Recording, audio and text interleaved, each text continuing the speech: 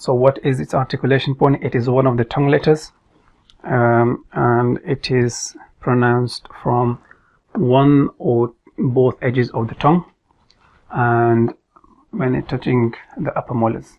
Okay, so that is one or both sides of the tongue.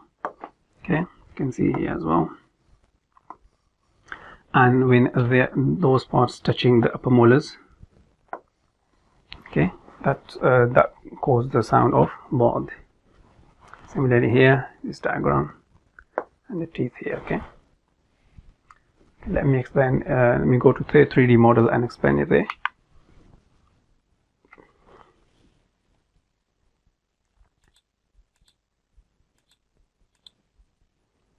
Okay.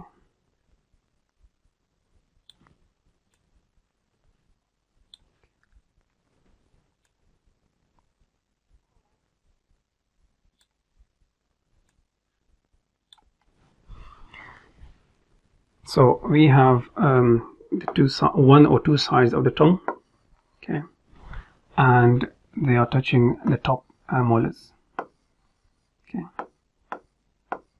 so that's the articulation point for the letter Daad or Ab, the sound Ab, the second part of Ab.